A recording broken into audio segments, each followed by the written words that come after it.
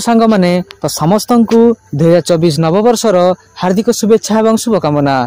तो चलते देखि नबा आज सारा दिन कौन सब बछा बछा और टॉप न्यूजेस गुड़िक रही। कमिला शीत 3 दिन कुहुड़ी कर कलबल। हाड़भंगा शीतर सामान्य आश्वस्ति। राज्य में कमिला शीत बढ़िया तापमात्रा स्वाभाविक ठार 5 डिग्री उपर रही पारद। आसंता 3 दिन पर्यंत कलबल कर कुहुड़ी। घन कुहुड़ी अधिकांश जिला को सतर्कता जारी करिछि आंचलिक पाणीपाग केन्द्र।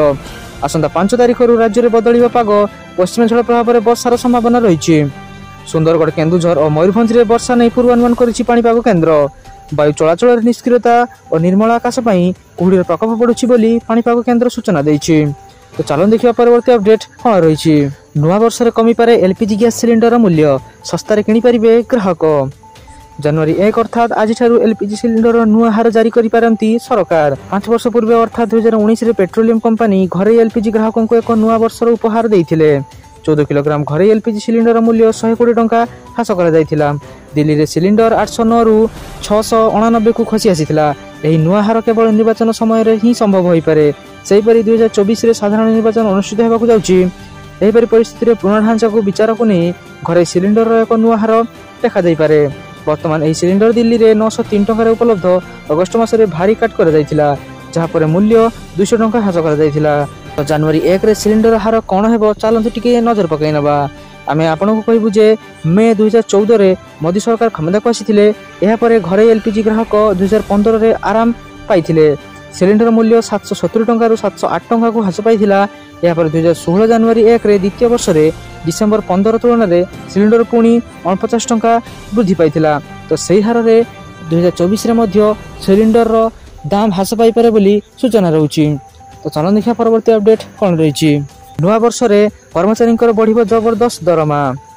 आनुष्ठानिक भाव घोषणा करा जाई नथिबा लोकसभा निर्वाचन पूर्व डीए वृद्धि करिवार निष्पत्ति संभव बोली विश्वास करा जाउची। गणमाध्यम रिपोर्ट रे एही बड़ दाबी वृद्धि पाउची। जदि यह घटे तेबे यह आर्थिक वर्ष एक सुफल बोली प्रमाणित हेबो। कर्मचारी को डीए 4% वृद्धि पाइब। केन्द्र थिबा मोदी सरकार खूब शीघ्र डीए को 4% वृद्धि करि पारंती जहा पर यह 50% रे परिणत हेबो। एही कारणरू कर्मचारी दरमा शीर्ष रे पहुंचिब। तथापि वर्तमान 46% डीए रो लाभ उपलब्ध जहा समस्त हृदय जितिया पई यथेष्ट। 1 कोटी रु अधिक श्रमिक एथिरु उपकार हेबार संभावना रही बोली विश्वास करा जाए। फेब्रुआरी प्रथम सप्ताह सरकार एही निष्पत्ति नहीं पारिबे। सप्तम वेतन आयोग अनुसार सरकार प्रतिवर्ष 2 थर डीए वृद्धि करती जार हार जनवरी 1 रु जुलाई पर्यंत कार्यकारी होता है। तो चलन देखिए परवर्ती अपडेट कौन रही। एणिकी ट्रेन रे बिना टिकेट रे यात्रा करि परिबे महिला। टीटीई भी बाहर करि परिबेनी। तो चलन देखिए संपूर्ण अपडेट टी कौन रहउची। महिला यात्री जदि बिना टिकेट रे यात्रा करछंती तबे मध्य टीटीई तांकू ट्रेन रु बाहर करि परिबे नाही। भारतीय रेल रो एभली एक नियम मध्य रही। इंडियन रेलवे रो नियम अनुसार कौन महिला एक यात्रा करुछंती एवं तांका पाखरे टिकेट नाही तेबे टीटीई महिला को ट्रेन रु बाहर करि जाई परिबे नाही।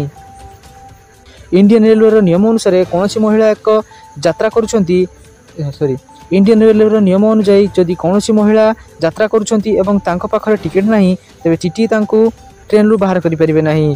तेबे महिला जनक चाहिए जरिमाना दे आग को यात्रा करें। तेबे जदि महिला पाखे टंका न थाए कौन हेबो। एभली परिस्थिति ट्रेन रु महिला को बाहर कर जाई परिबो नाही बोली टीटी। एभली परिस्थिति ट्रेन रु महिला को बाहर करि परिबे नाही टीटी। महिला सुरक्षा को दृष्टि रखी 1989 मसीह एही नियम प्रणयन करिछि भारतीय रेल विभाग। एतिर कहा जायछि जे एकाकी जने महिला को जे कोनोसी स्टेशन रे ट्रेन रु ओल्हाई देबा उचित नुहे।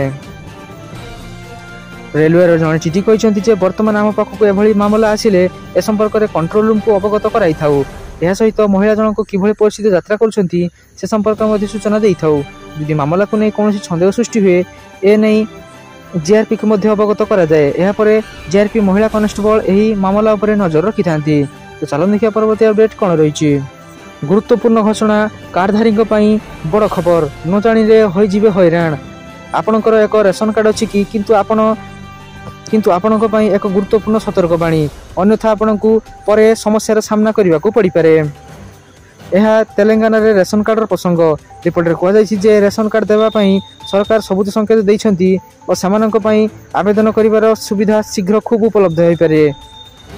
यह व्यतीत नूतन रेशन कार्ड आवेदन ढांचा भाइराल होबार लगी किंतु तेलंगाना सरकार यह प्रसंग में कौन प्रतिक्रिया देना। नूतन रेशन कार्ड पर आवेदन दाखल केवे आरंभ हो से संबंध में कौन सठिक सूचना नहीं किंतु जो मानकर पूर्व रेशन कार्ड अच्छी से गोटे कथा जाना जरूरी नचेत यह कहुपे जे असुविधा पड़ार संभावना अच्छी। रेशन कार्ड हिताधिकारी को जनवरी 31 सुधा EKYC संपूर्ण करने पड़ो। राज्य नागरिक जगाण कमिशनर देवेंद्र सिंह चौहान शनिवार यह निर्देश देते। तेणु जदि आपंकर एक रेशन कार्ड अच्छी तेरे तुरंत EKYC करने भल। 2 मास धरी रिहाती दुकान में डीलर माने रेशन कार्ड धारी को EKYC संग्रह करुँच। तो चलन देखिए परवर्ती अपडेट कौन रही। 2024 रे सुना 72,000 छुईब। तो चलन देखिए संपूर्ण अपडेट कौन रही। मुद्रास्फीति रे ह्रासर संकेत सहित केंद्रीय बैंक 2024 3 थर सुधार ह्रास पाइबा नहीं अनुमान करा जाउछि। मार्च 2024 रे सुनार संभावित मूल्य ह्रास को नहीं एबेठू बाजार प्रतिक्रिया मिलवा आरंभ हेलाणी। एही परिवर्तन डॉलर इंडेक्स को तलमुहा करा जाय पारे। एथि जोगु अमेरिकीय बॉन्ड यील्ड रे ह्रास हेबो। फल सुना बजार में परिवेश बेस अनुकूल रहिबो। एणु सुना मूल्य रे एबेठू वृद्धि देखा गलानी हेले मझिरे मझिरे दर ह्रास हेबार मध्य संकेत मिलुछि। एणु मूल्य ह्रास समय ग्राहकों को सुना किणिबु आकर्षित करिपारे बोली अनुमान करा जाउछि। बजार परिस्थिति 2024 रे प्रति 10 ग्राम सुना दर 72,000 टंका पर्यंत वृद्धि पाई पारे बोली अनुमान करा जाउछि जहाँ सुना रेकर्ड रो दर हेबो। तो चलन देखिया परवर्ती अपडेट कौन रही। ओडिशा रे 2453 फार्मासिस्ट और स्वास्थ्यकर्मी पदवी रे नियुक्ति पई आवेदन जारी जनवरी 16 तारिख रे 7 तारिख। Odisha subordinate staff selection commission और SSSC पक्षरु एही सब पद पई ऑनलाइन आवेदन जारी रही। आवेदन शेष तारिख जनवरी 16 रही। स्वास्थ्यकर्मी पदवी रे केवल पुरुष माने ही आवेदन करि परिबे। आपण माने SSSC रो एही परीक्षा पई आवेदन करिବାକୁ चाहुथिले जानंतु केमिति करिवे आवेदन। स्वास्थ्यकर्मी पद पई SSSC पक्षरु एक लिखित परीक्षा करा जिवो। एथिरे परीक्षा पास करिथि आशायी को मेरिट लिस्ट कमिशन पक्षरु बाहर करा जिवो। या पर समानकु विभिन्न डाक्तरखाना रे चाकरी मिलिबो। तो यह को आवेदन करिया पई आपण एहर ऑफिशियल वेबसाइट www.SSSC.in को जाई संपूर्ण तथ्य जानि परिबे एवं यह को आवेदन मध्ये करि परिबे। तो सारा दिन एपरि बछा बछा एवं गुरुत्वपूर्ण खबर जानिया पई आम चैनल को सब्सक्राइब कर रखंतु एवं आ वीडियो को लाइक कर दियंतु। धन्यवाद।